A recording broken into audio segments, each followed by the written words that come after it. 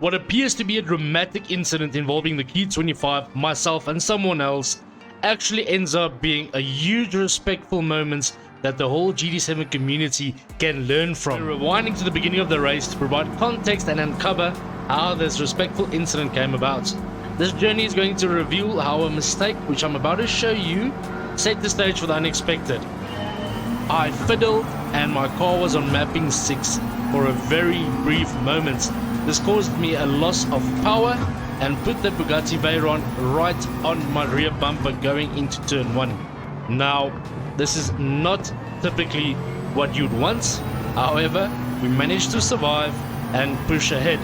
As you can see, currently P1 myself, then Sardinon behind us, the Key and Porte behind him.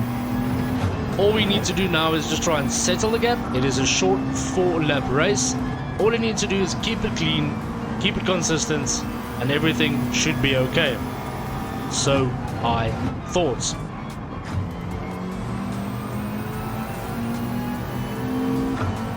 If you notice, the Bugatti can not keep up in the mid sectors, as it is a slightly, in fact a lot more heavy than the McLaren, but it does make up for the lack of traction and cornering abilities with the relentless top speed. After lap 1 we have settled, we are approaching the last sector, and based on the track map below, you can see the top 4 have now created a gap, which is always good for pressure and relief of pressure. But I want you to see and have a look at the astonishing speed of the Bugatti Veyron on the straight. At least we had a good exit. Slipstream strength is set to light, so it's not as strong. So the Bugatti will now catch up based on raw power and HP as well as torque. Have a look at the rearview mirror and the car closing in. I noticed this and I start to think, will he die from that far, not knowing the driver? Unfortunately, or fortunately for us rather, he does not, but we still unfortunately missed the braking marker by not being sure whether he was going to do that or not. So that is a critical error that would shape the race and set the stage for what happens on the final lap. My mistake will lead to a very, very crucial moment, as now the Bugatti Veyron is on our rear bumper while we are supposed to be creating a gap to keep ourselves away from him on the main straight.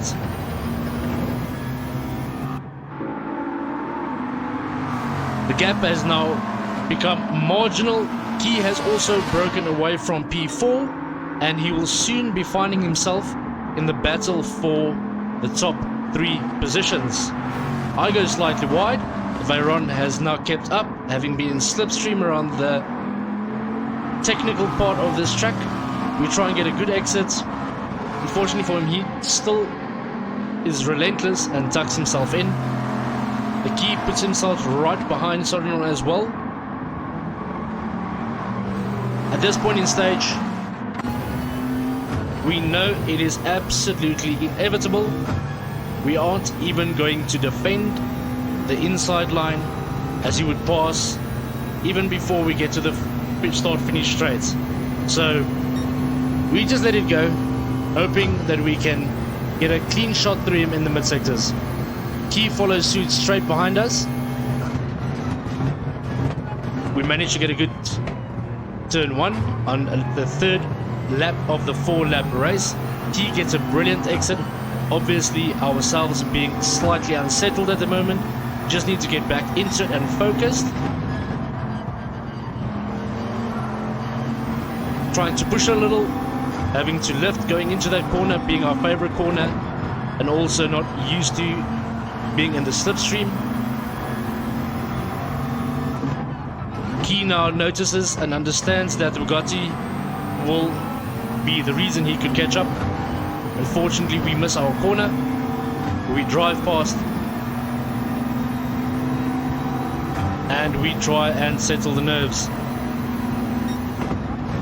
We take this corner very well, which puts us right behind Sardinon in P1 with the amazingly fast Bugatti Veyron.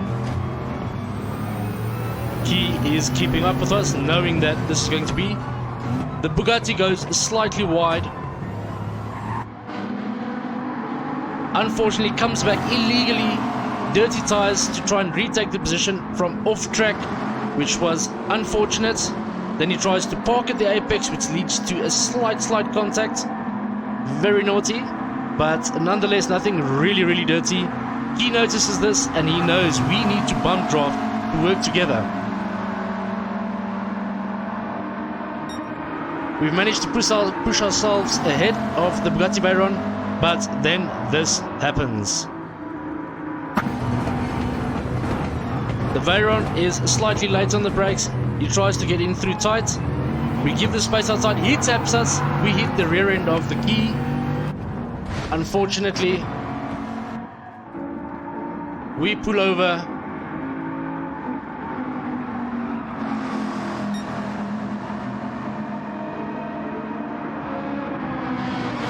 The Kie has lost all the positions. Back in 15th place. However, back to us. We have pulled over out of respect, and this is something everybody should learn. We weren't sure if Kie was aware that we got tapped into him. However, it does not make a mistake. One race's loss of DR does not compare to the amount of respect you can gain or show by waiting for someone. This is racing. This is a perfect example of people acknowledging a mistake or a person perceiving something as a mistake. We wish all the GT7 community to do the exact same thing. And also, leading up to the final straight, you could notice the Kie has got a 1.5 second penalty while we are escorting him back to the final. We tuck ourselves in right behind him, not pressing, not pushing, no attempting to overtake whatsoever. In fact, what we do is, as he approaches the penalty line, we also lift together with him in order to still let him have the position. Not that it matters, but it shows respect and dignity. We give a little swerve to say thank you and sorry, champ. Have a blessed race and hope you enjoyed the video.